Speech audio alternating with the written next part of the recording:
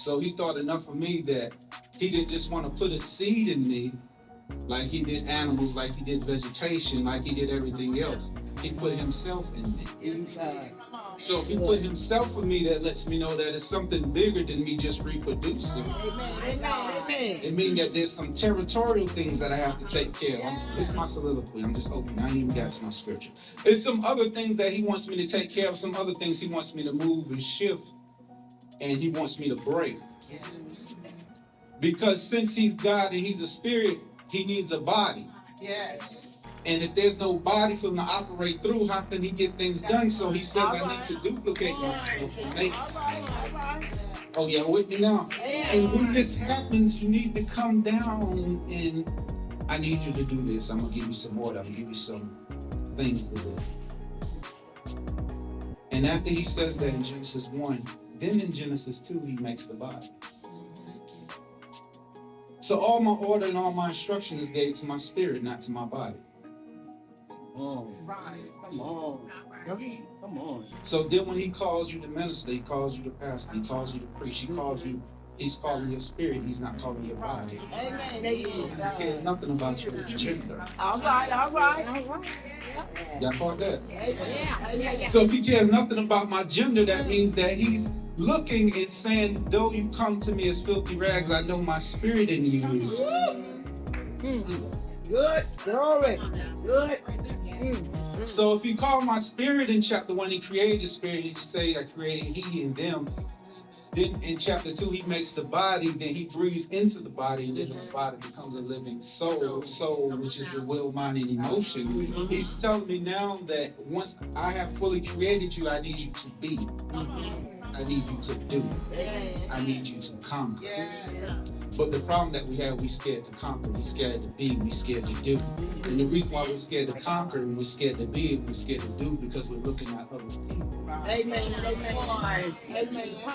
Wow. And if you have eyes, you can't plagiarize, because I seen this on a post when I was at work, and it said, don't look at the other person, try to outshine them. The sun does not look at the moon.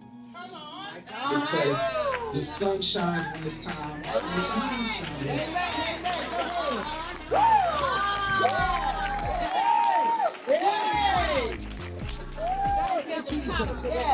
I don't know who that was for, but there's somebody in here with this competition spirit that's trying to be better than the next person. My God. And if you ever could be you would be dangerous. You suck at being that other person. So if you can ever be yourself, you would be awesome. Stop trying to be you.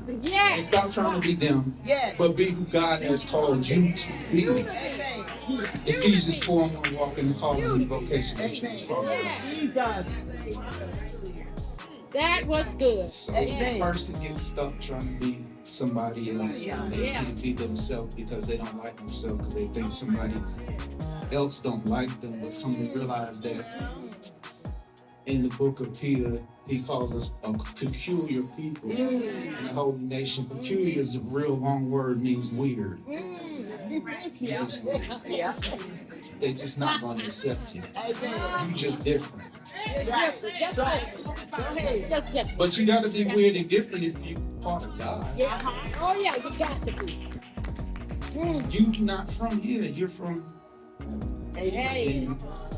And you're living in an earth suit and you're visiting. And you're trying to figure out who you are, because during the birthing stage, you forgot your identity. So once you came to the world, now you have to realize who you are and try to figure it out. But he left the book, and then you didn't read the book, and when you didn't read the book, that's it.